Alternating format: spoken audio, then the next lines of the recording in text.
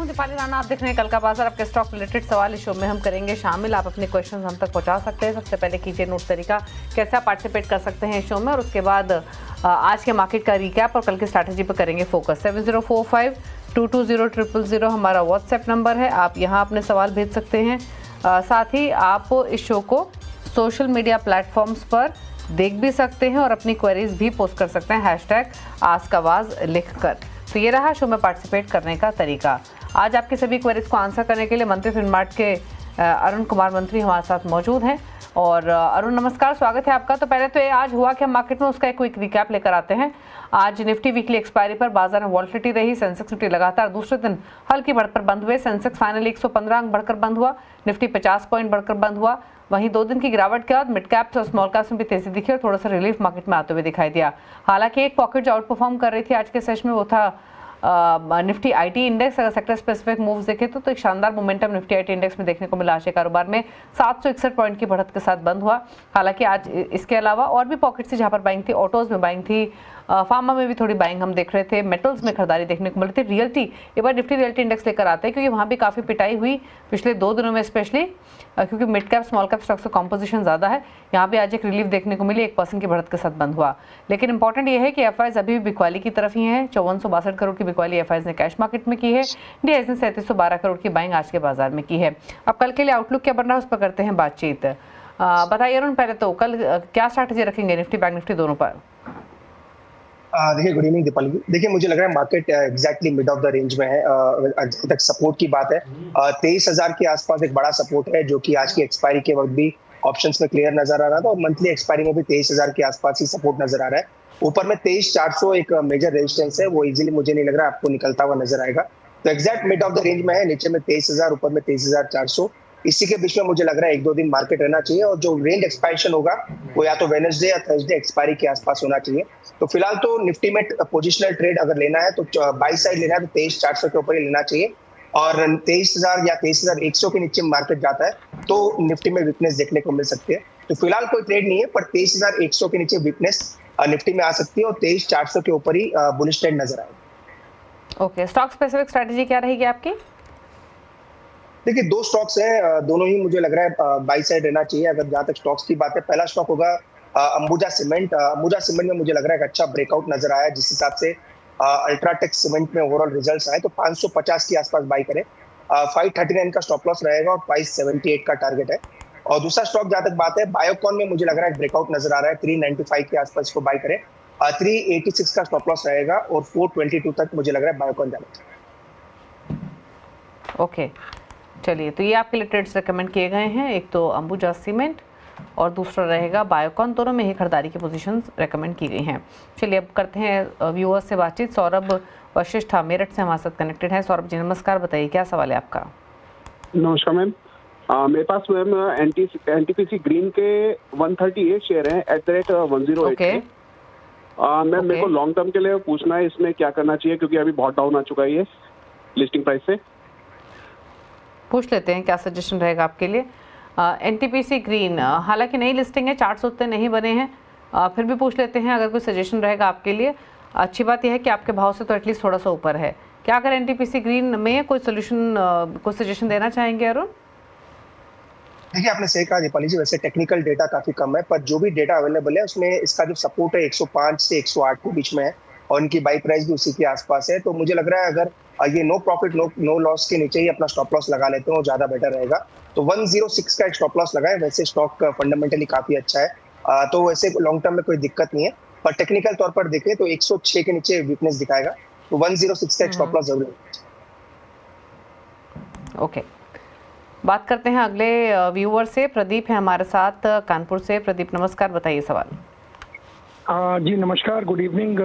मेरे पास जियो फाइनेंस के 3000 शेयर्स हैं, जो मैंने कुछ 350 की बाइंग से शुरू किए थे। अभी 335 का एवरेज है मेरा 3000 के लिए। ओके।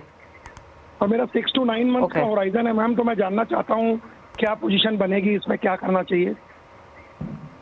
जियो फाइनेंशियल सर्विसेज 335 की बाइंग है, लॉसेस हैं 80 रुपये के आसपास के। डिस्क्लोजर भी देना चाहेंगे, जो चैनल आप CNBC आवाज़ देख रहे हैं उसका स्वामित्व रिलायंस इंडस्ट्रीज़ के हाथों में है, और जियो फाइनेंशियल भी का भी स्वामित्व रिलायंस इंडस्ट्रीज़ के ही हाथों में है। तो दोनों ही कंपनीज की जो पेरेंट हैं वो रिलायंस इंडस्ट्रीज़ हैं। बताइए क्या राय रहेगी जियो फाइनेंशियल पर 335 की बाइंग? अगेन दीपाली जी, ये भी एक डीमर्ज एंटिटी है, इसका भी कोई ज्यादा टेक्निकल डेटा अवेलेबल नहीं है, पर काफी डीप कट्स देखने को मिले हैं। कंटिन्यूस 340 से 250 के आसपास आ चुका है, तो मेरे ख्याल से इनको सेल ऑन राइज करें। अगर थोड़ा भी 6 से 9 महीने का भी व्यू है तो मुझे लग रहा है एक बाउंस जरूर आना चाहिए। 290 300 तक भी एक बाउंस जरूर आ सकता है अगर मार्केट में रिकवरी आती है। तो मुझे लग रहा है सेल ऑन राइज करेंगे तो ज्यादा बेटर है, और इससे अच्छी अपॉर्चुनिटीज मुझे लग रहा है मार्केट में मिलने चाहिए। तो 280 या 300 के बीच में मिलता है तो वहां पे थोड़ी क्वांटिटी जरूर एग्जिट करें। ओके, चलिए, तो ये रहा सजेशन आपकी इस होल्डिंग पर। बात करते हैं अब अगले व्यूअर से। कमल देव कोयम्बटूर तमिलनाडु से हमारे साथ कनेक्टेड हैं। कमल नमस्कार, बताइए क्या सवाल है आपका? Ma'am good evening sir, good evening. बताइए क्या सवाल है? मैम मेरा इंडिया सीमेंट का जो बाई प्राइस है it's 322 and quantity is 1500। Yesterday the result is out out in that India Cements, but the result seems to be moderate. And any expectation for rising from this price to higher price, ma'am? And how long I should hold? What is your buying price? 322. 322, ma'am. Okay, it is trading at 322. 311, so it is closer to your buying price only. But what is your time horizon, Kamal? It's for a long term, ma'am. It's about 3 to 4 months I can hold this stock, ma'am. 3 to 4 months.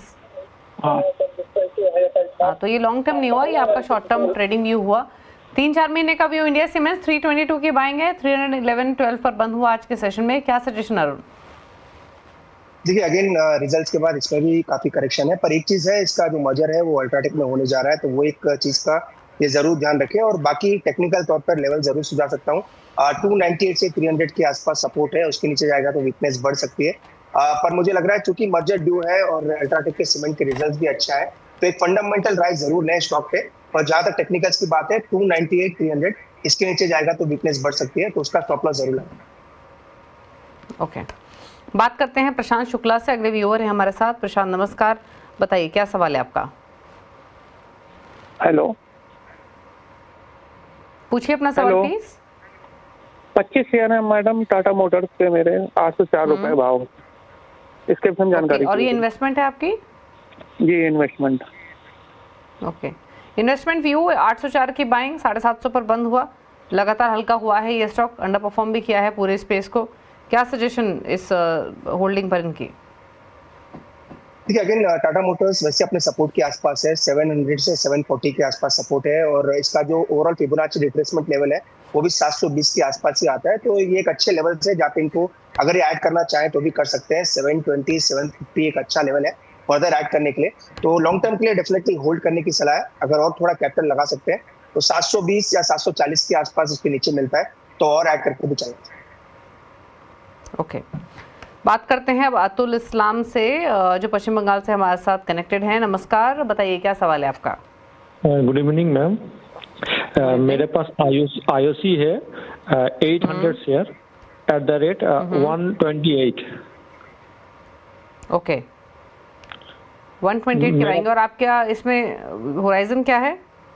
मेरा view है minimum 6 to 9 महीने का, तो what should I do, क्या करना है अभी? 6 to 9 months का व्यू है। क्या सजेशन रहेगा आपका अरुण? 128 के बाइंग है आईओसी में। देखिए अगेन होल्ड करने की सलाह है, क्योंकि मेजर करेक्शन हो चुका है 120 122 के आसपास, अच्छा सपोर्ट भी है, तो यहाँ पे तो एग्जिट की सलाह नहीं है, वैसे भी इनके बाई प्राइस के आसपास है। तो मुझे लग रहा है थोड़ा राइज आ सकता है 145 से 148, ये लेवल्स रहेंगे जहाँ पे आपको एग्जिट करने की सोचनी चाहिए। तो 122 एक फाइनल स्टॉप लॉस जरूर लगाएं, क्योंकि मार्केट में वोलेटिलिटी ज्यादा है, और 145 तक के ऊपर में टारगेट है। ओके, चलिए बात करते हैं अगले व्यूअर से। अशोक कुमार मोदी हैदराबाद से हमारे साथ कनेक्टेड हैं। अशोक जी गुड इवनिंग, बताइए सवाल। गुड इवनिंग मैडम, ये मेरे पास IRFC के 500 शेयर हैं 186 के रेट पर, तो क्या करना है इसमें? ओके, 186 की आपकी बाइंग है IRFC और 500 स्टॉक्स हैं। आप मुझे अपना होराइजन और बताइए प्लीज। क्या बताऊं? कितने समय तक रख सकते हैं इस स्टॉक को? मैं 1 साल तक रख सकता हूँ। ओके, 1 साल का व्यू है, 1 साल रख सकते हैं इस स्टॉक को। क्या करें इस पोजीशन में? देखिए दीपाली जी, स्टॉक काफी अच्छा है वैसे। शॉर्ट टर्म में थोड़ी वीकनेस दिखा रहा है, पर medium term chart, weekly chart देखें तो अभी भी काफी बुलिश है। और नीचे में ये 129 130 के आसपास इसका स्ट्रॉन्ग सपोर्ट जोन भी है, तो मुझे लग रहा है उसका स्टॉप लॉस जरूर लगाना चाहिए, क्योंकि ऑलरेडी इन्होंने 40-45 रुपए का लॉस देख लिया है। तो और मुझे लग रहा है अपने सपोर्ट के आसपास बेचना नहीं चाहिए स्टॉक को। तो 129 का एक स्टॉप लॉस जरूर लगाए। मुझे लग रहा है 165 तक एक बाउंस आ सकता है, वहां पे एक बार जरूर रिव्यू करना चाहिए, पर फिलहाल होल्ड करें और 129 का एक स्टॉप लॉस जरूर लगाए। अगले भी और राकेश है हमारे साथ सवाल पूछने के लिए। राकेश नमस्कार, बताइए क्या क्वेश्चन है आपका। नमस्कार मैडम, मेरे पास 2 शेयर है। एक है आपका आयोनक्स विंड का है 131 शेयर 198 के प्राइस पे, एंड IEX का है 220 शेयर 206 के प्राइस पे। ओके, मेरा ये IEX 206 6 मंथ्स का व्यू है। IEX है 206, आइनॉक्स विंड है 198। क्या सजेशन रहेगा अरुण? देखिए आइनॉक्स विंड अभी भी डाउन ट्रेंड में है, तो उसमें तो मुझे लग रहा है रैली पे एग्जिट करें। ऊपर में रैली मुझे लग रहा है 160 162 तक एक रैली बन सकती है, तो उस रैली पे एग्जिट कर दें, क्योंकि कोई रिस्पाइट नहीं है, कंटिन्यूस डाउन ट्रेंड में है और हो सकता है मार्केट में वीकनेस देखने को मिलेगी तो और नीचे जा सकता है। तो 160 162 का एक राइज आ सकता है, उसमें स्टॉक को एग्जिट कर दे। सेकंड, IEX अपने मेजर सपोर्ट के आसपास है, ऑलमोस्ट 155 156 इसका बड़ा सपोर्ट जोन है, तो उसका स्टॉप लॉस मेंटेन करें। तो आइनॉक्स विंड पे सेल ऑन राइज की सजेशन रहेगी 160-62 के आसपास एग्जिट कर दे। और IEX में ये काम नहीं कर सकते हैं, स्टॉक को होल्ड करें और 155 का स्टॉप लॉस जरूर लगाएं। बात करते हैं नीलेश से, मुंबई से हमारे साथ कनेक्टेड है। नीलेश जी नमस्कार, बताइए सवाल। मैडम मेरे पास SBI कार्ड का है, मतलब शेयर मतलब 169 731 का मतलब मेरा एवरेज प्राइस है, तो क्या मतलब मुझे रखना चाहिए कि सेल करना चाहिए? 290 आपका एवरेज बाइंग प्राइस है, आपने बताया विप्रो में। और आपका विप्रो नहीं, SBI कार्ड SBI कार्ड का बाइंग प्राइस बताइए। SBI मेरा बाइंग प्राइस है 731। ओके, तो आप विप्रो पे राय लेना चाहते हैं, आप SBI कार्ड पर? हाँ, विप्रो पे तो आपने राय दिया ना अभी, कि नहीं दिया? अच्छा ठीक है, बताइए क्या सजेशन रहेगा इनके लिए, दोनों पोजीशंस पे एक बार, SBI कार्ड और विप्रो? देखिए दोनों स्टॉक अच्छे हैं। जहाँ तक SBI कार्ड की बात है, मुझे लग रहा है ये स्टॉक अभी रिसेंट गिरावट में पार्टिसिपेट नहीं किया, और जैसे मार्केट में रिकवरी आई है मुझे लग रहा है स्टॉक 800 या 810 की तरफ जा सकता है। तो डेफिनेटली होल्ड करें, नीचे में अपने कॉस्ट के आसपास इसका स्टॉप लॉस लगा लें, और ऊपर में मुझे लग रहा है 800 से 820 वहां तक ये स्टॉक जा सकता है। और Wipro again one of the strong candidate है, और ऐसे मार्केट में भी अपने ऑल टाइम हाइस के पास है, तो विप्रो में कोई दिक्कत नहीं है। अगर थोड़ा 3 से 6 महीने का भी व्यू देते हैं तो 340 या 345 तक ये स्टॉक जा सकता है, तो दोनों में होल्ड करने की सलाह है। ओके, अगला सवाल ले लेते हैं। ये हमें अब्बास अली ने भेजा है मुंबई से SMS के थ्रू, और इनका सवाल है अदानी पावर और अदानी पोर्ट्स पर। अदानी पावर में 50 स्टॉक्स 618 की बाइंग है। अदानी पोर्ट्स में जो इनकी होल्डिंग है वो 25 शेयर्स 1255 के बाइंग है। क्या सजेशन रहेगा इन पोजीशंस में? ठीक है, अगेन अडानी पावर थोड़ा वोलेटाइल स्टॉक है, तो उसमें तो स्टॉप लॉस जरूर लगाना चाहिए। नो डाउट थोड़ा बहुत रिस्पाइट जरूर देखने को मिला है, पर 480 485 एक अच्छा सपोर्ट है, तो 480 का स्टॉप लॉस जरूर लगाए। इनके बाइंग 618 के आसपास है, तो अभी इनके बाइंग प्राइस से काफी नीचे, और अपने मेजर सपोर्ट 480 के पास है, तो 480 का स्टॉप लॉस तो जरूर लगाए। पर अडानी पोर्ट्स मुझे लग रहा है लॉन्ग टर्म का एक अच्छा बेट है, और अच्छा करेक्शन आ भी चुका है, तो अगर यहाँ पे एवरेज करना चाहे तो अडानी पोर्ट को कर सकते हैं। तो अडानी पोर्ट में तो एवरेज करें, पर अडानी पावर में 480 का स्टॉप लॉस जरूर मेंटेन। एक और सवाल है, और ये सवाल हमें मिंटू चौबे ने भेजा है देवास मध्य प्रदेश से। इंडसइंड बैंक पर इनका एक क्वेश्चन है। 500 स्टॉक्स है इनके पास, 1289 इनका बाइंग है। अब हालांकि क्योंकि इन्होंने टाइम होराइजन मेंशन नहीं किया है, तो क्या सजेशन रहेगा शॉर्ट टर्म या फिर इन्वेस्टमेंट पर्सपेक्टिव से? देखिए दीपाली, शॉर्ट टर्म में अगर रखना है तो एक बड़ा सपोर्ट 910 के आसपास है। वैसे ट्रेंड सबसे ज्यादा वीक बैंकिंग स्टॉक्स में इंडसइंड बैंक का ही नजर आ रहा है, तो मुझे लग रहा है ये स्टॉक अभी भी डाउन ट्रेंड में है, और राइज में अगर ये स्टॉक 1050 1060 तक भी आता है तो वहां पे भी एक एग्जिट अपॉर्चुनिटी रहेगी। जहां तक शॉर्ट टर्म की बात है, 910 का एक स्टॉप लॉस लगाए, 4 वीक्स का लो है, तो उसी का स्टॉप लॉस लगा के होल्ड करके चलें। ओके, एक सवाल लेते हैं मुकुल का, हमारे साथ कनेक्टेड है मथुरा से सवाल पूछने के लिए। मुकुल नमस्कार, बताइए क्या सवाल है आपका?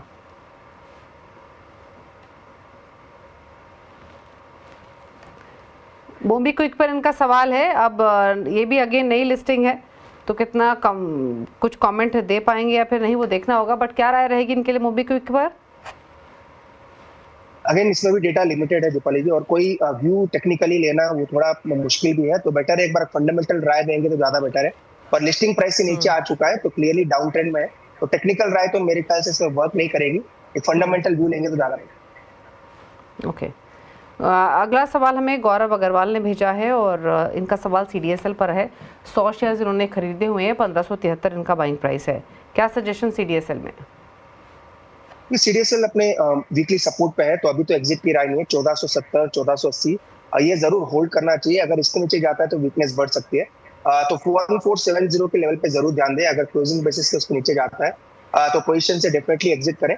ऊपर में मुझे लग रहा है एक बाउंस 1650 1700 तक ड्यू है, तो वो देखने को मिल सकता है, इसलिए 1470 पे स्टॉप लॉस लगा के अभी होल्ड करके चल। ओके, एक सवाल हमें भेजा है शैलेश ने दिल्ली से। सुजुलॉन पर 500 शेयर्स इन्होंने खरीदे हुए, 69 का बाइंग प्राइस है, इनका होराइजन इन्वेस्टमेंट का है, क्या सजेशन?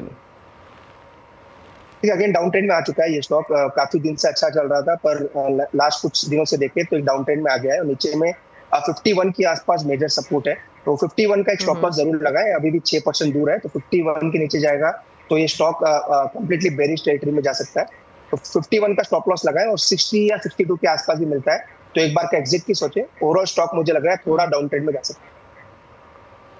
एक सवाल हमें भेजा है ओम ने बिलासपुर से, इनका वोडाफोन आइडिया पर क्वेश्चन है। इन्वेस्टमेंट के हिसाब से इन्होंने लिया, क्वांटिटी हालांकि इनकी काफ़ी हल्की है, 500 शेयर्स हैं, लेकिन 13.5 रुपये की बाइंग है, 4 रुपये का नुकसान इनको हो रहा है, क्या सजेशन? देखिए अगेन कंटिन्यूस 7 रुपए का सपोर्ट स्टॉक में बना हुआ है, 7 से 8 का एक मेजर बेस है। फंडामेंटली तो कोई राय नहीं है, पर टेक्निकली 7 और 8 रुपए दो मेजर सपोर्ट है, और ऑलमोस्ट 3 रुपए इनकी बाइंग प्राइस से डाउन है, तो 8 रुपए का एक स्टॉप लॉस जरूर लगाए। 8 रुपए से ब्रेकआउट देखने को मिल रहा है, हो सकता है रैली 11 रुपए तक एक्सटेंड हो, तो 11 के आसपास मिलता है तो भी एग्जिट कर दे, और नीचे में 8 रुपए का एक स्टॉप लॉस जरूर मेंटेन। ओके, चलिए रुक रहे हैं, इसी के साथ एक ब्रेक के लिए लौटेंगे तो सोशल मीडिया से करेंगे क्वेश्चंस को पिक। जल्द आप साथ एक छोटे ब्रेक के बाद।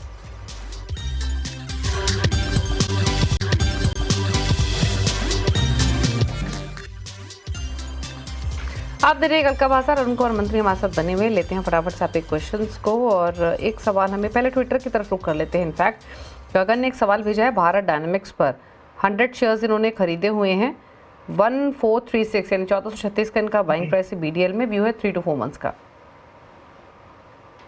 देखिए मेरे को लग रहा है BDL 1350 1400 इजीली कुछ ही हफ्तों में जा सकता है, क्योंकि स्टॉक में एक बुलिश ट्रेंड बना हुआ है। 1400 के आसपास इसका पहला टारगेट है, तो इनके बाइंग प्राइस को मुझे लग रहा है आना चाहिए, अगर ये और कैपिटल लगा सकते हैं तो करंट लेवल पे एवरेज भी करे 1280-90 के आसपास। एक स्टॉप लॉस 1210 का लगाए, जहां से इसका मोमेंटम शुरू हुआ है, तो 1210 का स्टॉप लॉस लगाए, और एवरेज करना चाहे तो कर सकते हैं।